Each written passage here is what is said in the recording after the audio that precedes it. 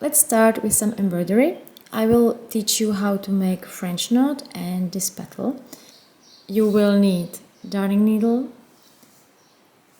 and a pin, that's for the petals, and a piece of yarn, and this is like 30 centimeters, 12 inches piece. It should be plenty. Let's start with the French knot.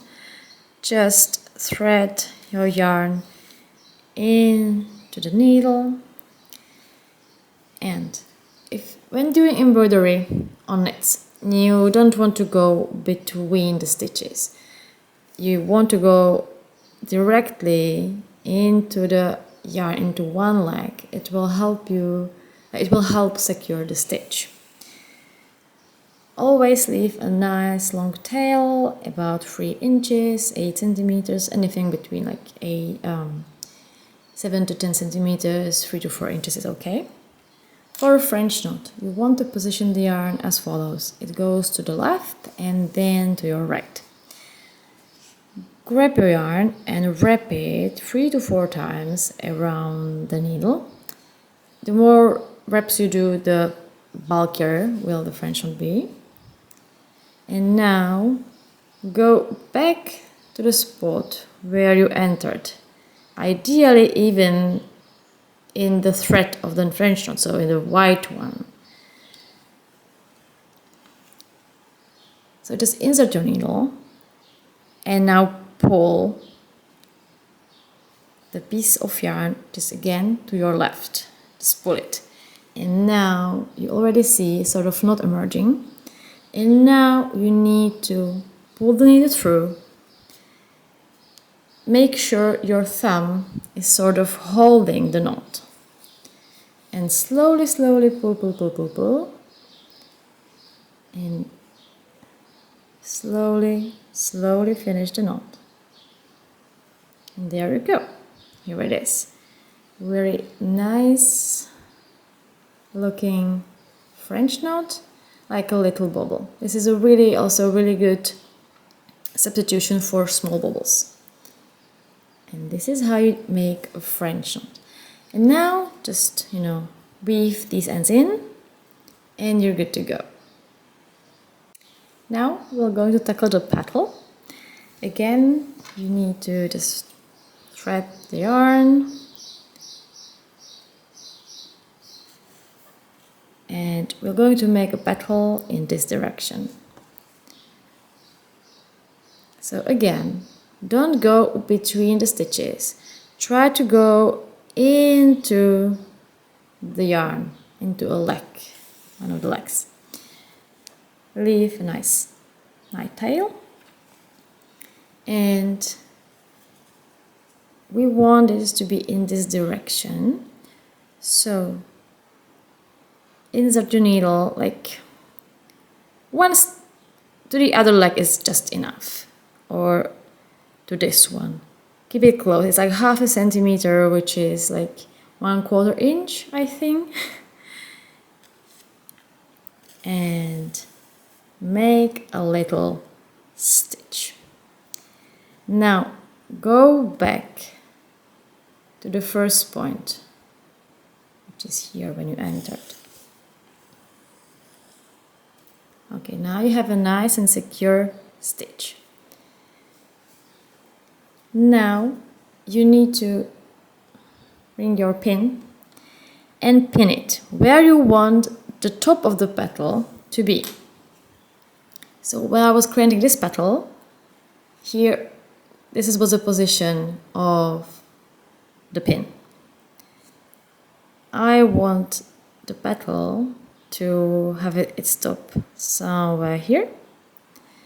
So that's where I'm going to position it. You go under the stitch, around the pin, and again under it. And you've just created one loop. For a petal, you want like 3 to 5 loops. It depends on the yarn, on the thickness of the yarn. If it's rustic or more slippery, superwash for example, you need to experiment a little bit. What number of these loops is just good for your own yarn. But the rule of thumb is something between 3 to 5. That creates a really nice looking petal. Also, you can check it when you just pull the pin a little bit.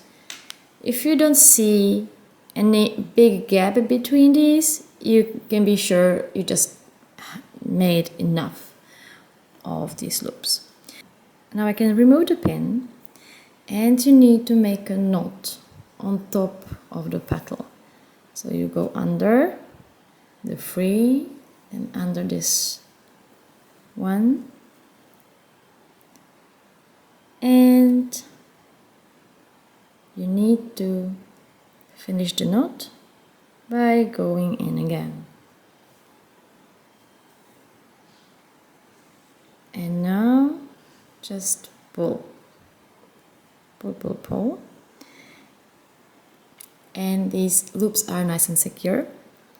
Now, if you need to secure the top to the fabric, the more you pull it, the narrower it gets, and it's less plump, let's say, and there is almost no gap. So if you like this look, secure it right here. If you like a little bit more, fluffy and open, secure it a little bit lower. So depending on what you like, I'm going for something in between. Again, with your needle directly into the yarn, so it's nice and secure. Just weave the end in on the other side.